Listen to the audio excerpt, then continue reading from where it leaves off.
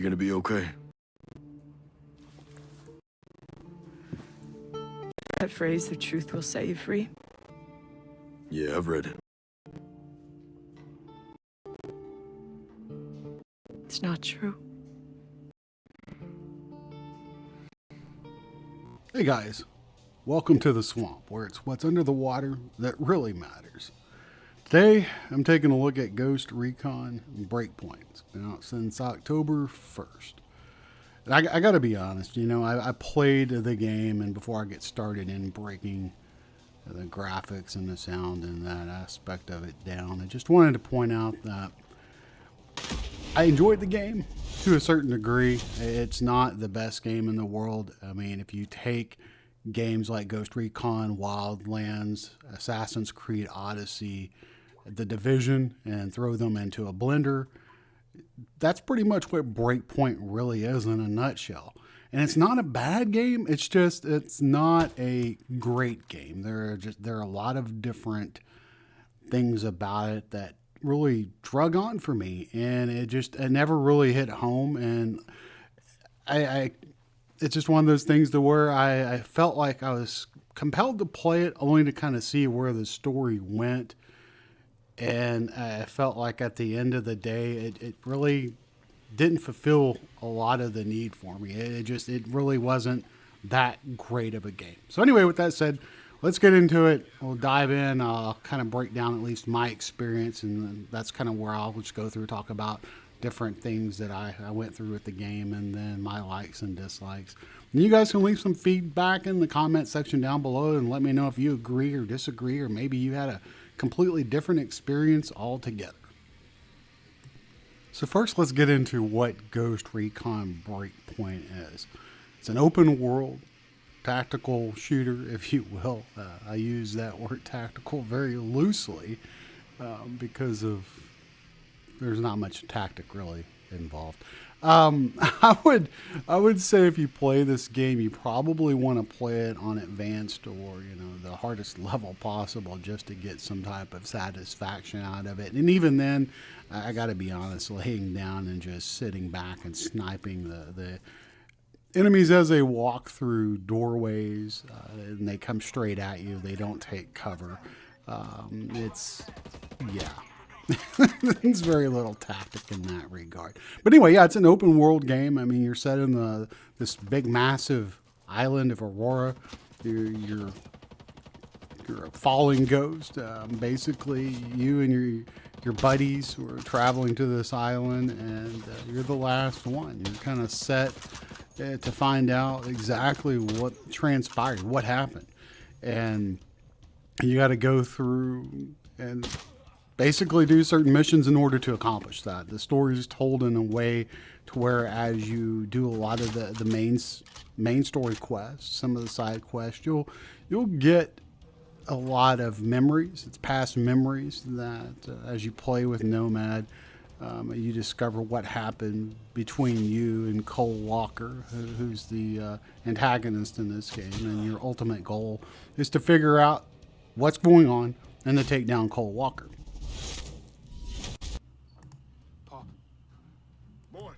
I suppose one of the biggest issues I had with the story was I felt like in the beginning stages, when you're searching, for your buddies and you're trying to figure out what happened to them, they really had the story set in place. It was when I remember going to the open hub, and it's just the whole PvP aspect, that element was really kind of pushed on you. At this point, Ubisoft doesn't have the AI, the AI group that you have with you. So if you played the game solo like you did in Wildlands, you don't have that here. I mean, you're either solo by yourself, or you have to hook up with some buddies or online randoms. And while that's obviously possible, and that's the direction they want you to take, I chose not to do that. I played the game solo. I spent about 55 hours into the game, primarily playing the main missions, and I did probably about 10 or so of the side missions, and unfortunately the main missions, as you find out pretty quick once you enter the social hub, a lot of the audio dialogue is pretty cheesy. It's pretty cringy. It does get better, I will say, once you start progressing through the game and doing more of the main missions. Nomad does a really good job. The voice of that character, they did a really good job portraying how he felt. I felt that that was done well. Some of the other people that you do come across in the main missions, I felt like they did a good job. Unfortunately, it was just some of the initial cringiness that's portrayed at the very beginning kind of throws you off a little bit. Then, of course, as you fight the enemy AI, there's just some cringy phrases, like, you're not going to get away from me, or, I'm going to get you, bud, or something. It's just really just stupid, out of the ordinary shit that I really don't feel like most people would say if you're in a shootout or a tactical sniping situation and you have somebody looking for you. So I felt like from that aspect, it was a bunch of generic BS that was thrown in there, and it just really didn't hit home with me. It was just every time I heard something or one of the enemies talking some what I would call smack, it really was kind of cringy. It was like really just made me want to shoot them even that much more. So I guess first up, let's talk about graphics. Graphically, the game is beautiful. I thought Ubisoft did a great job with the different elements that you're going to come across as you transverse the island of Auroa. There are little islands upon islands on the outskirts of the main island that you can explore. I felt that it kind of gives you this sense of the different elements of being in a jungle and then going into a swampy area. There are beaches that you're going to come across to even a mountainous region with snow. And I felt like, man, there were some just really pretty scenery that you do encounter that you could even take snapshots of and use it for wallpaper. I mean, they really did a good job in that regard. The weather effects, I wasn't really big on the rain, and when I even played the closed beta, I recall that the rain was kind of meh. I mean, it really wasn't anything to write home about. It wasn't horrible, but it wasn't like where you see rain that would essentially leave little like puddles in the ground or weather transitions. I didn't feel like it was done as well as maybe say a game like Days Gone, where you actually felt like the weather transitioned very well, especially when it went from a light to a heavy rain or a rain to a snow. Again, that game did it well. This game, it's there. It wasn't something that really stood out for me. As far as pop-in, that's something you're going to notice. I feel like in most Ubisoft games, there's pop-in, especially when you get into a helicopter and you're flying above the area. You're going to see bushes, trees, little patches of grass, things like that. So that's something to be aware of if you're very sensitive to pop-in. It may be an issue for you.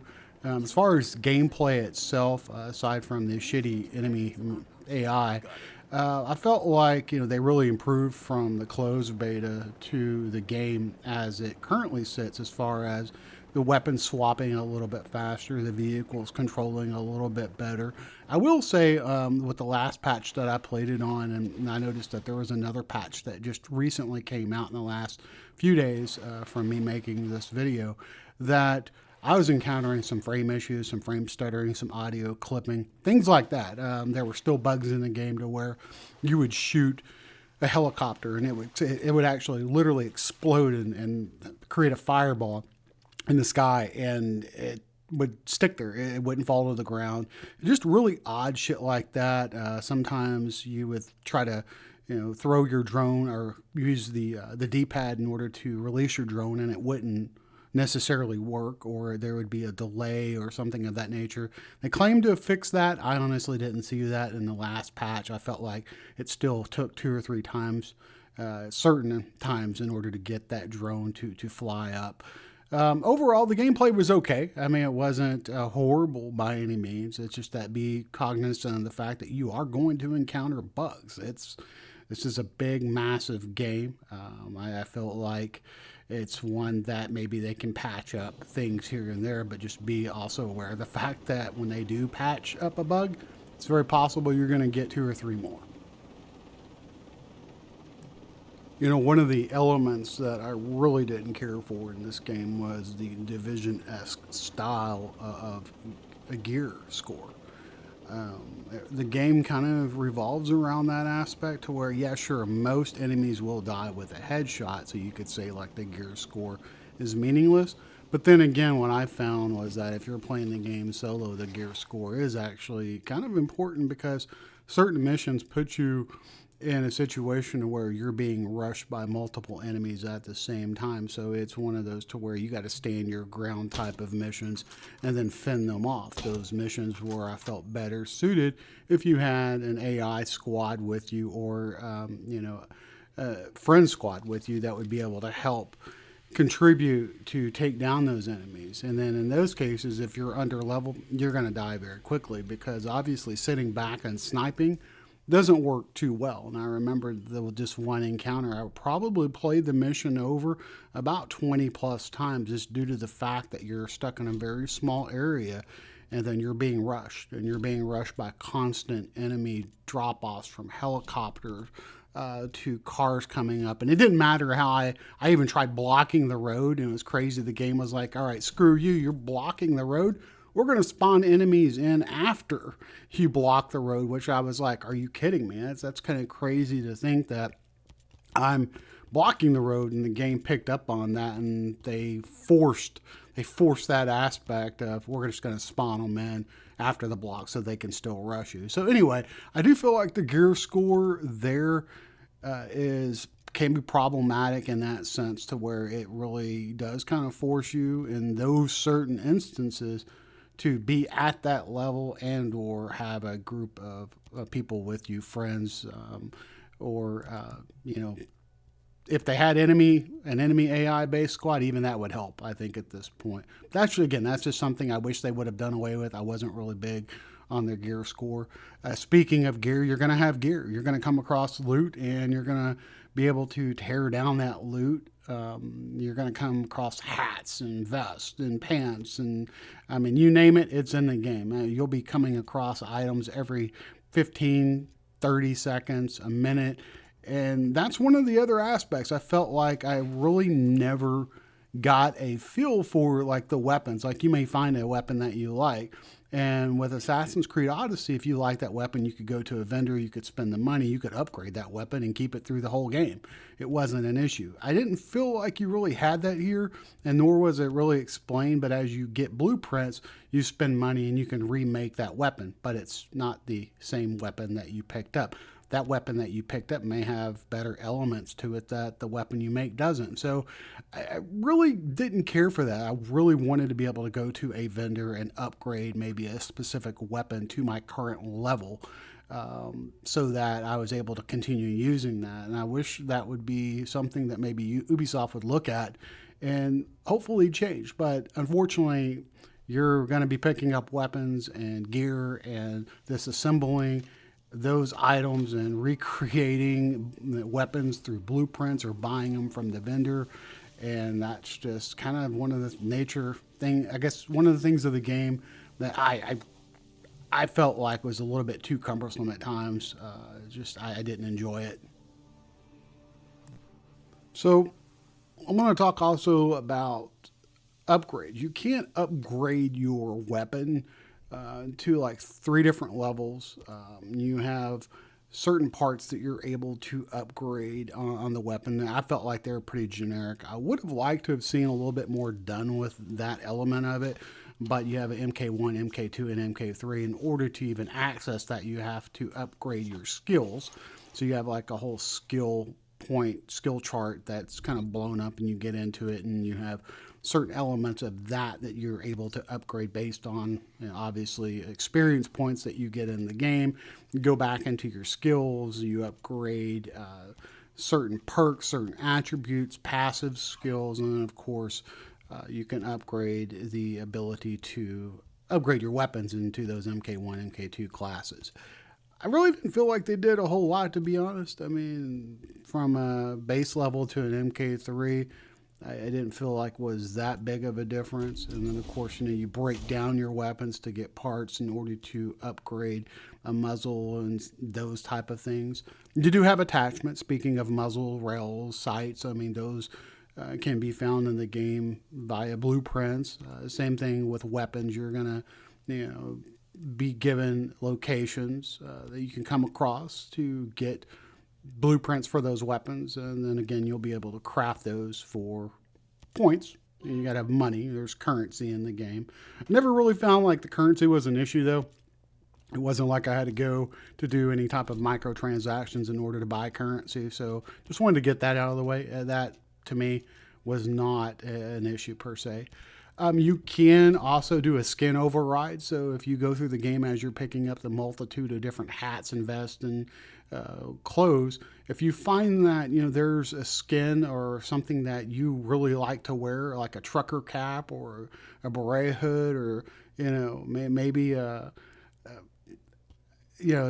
just a backwards cap or something of that nature, you're able to do that. You can go into your options and you can lock that in. There's actually on one of the main screen for your character, it's called skin override. You hit a button, boom, and then it overrides anything that you lock in place. But this isn't really explained too well. You actually have to go in to like your clothing, and there's a whole different menu for that. And speaking of menus, that is an entirely different issue altogether. The menus are a major cluster because, again, it doesn't explain it very well. You go into the clothing portion of that, and then you can start selecting, okay, I want a hat, and I want this type of style of backpack, I want this type of style of vest, I want to change it to this color.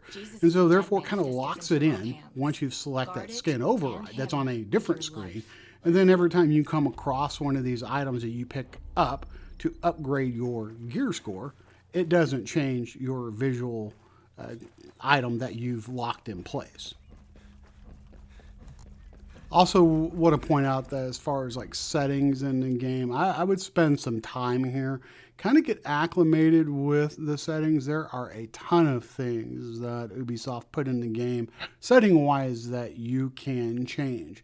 One of the things that Assassin's Creed Odyssey had was the ability to go from like a guided type of mode to a non-type of guided mode, to where you have to look for hints and clues.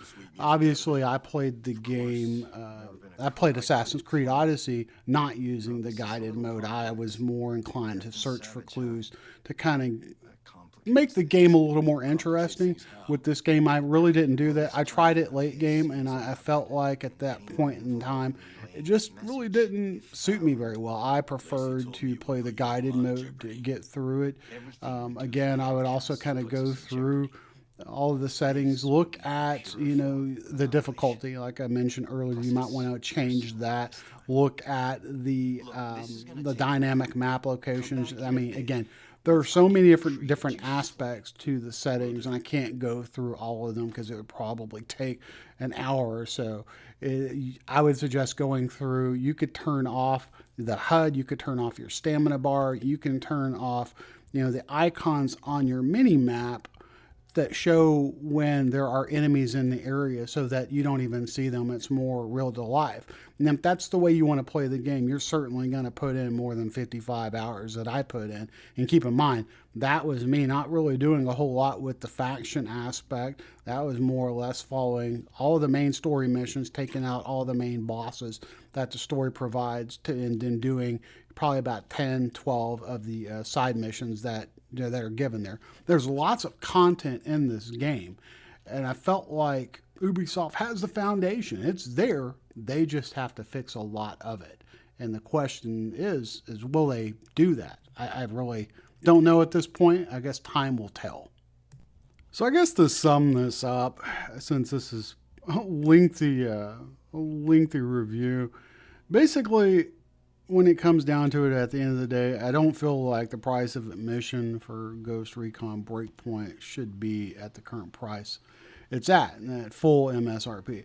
So I believe that's at $60 in the US. It's one of those to where if you are aware of the issues that you're probably going to encounter, if you're aware of the type of game that you're getting, the mix of games that are kind of thrown in a bag and beat against the wall, and you're okay paying maybe half that, maybe even less if you can get it on a good sale, then, you know, I feel like it's probably worth it at that point. If you're in it for the PvP aspect, I can't really speak on that. It's not something that I've included in this review because I didn't play that.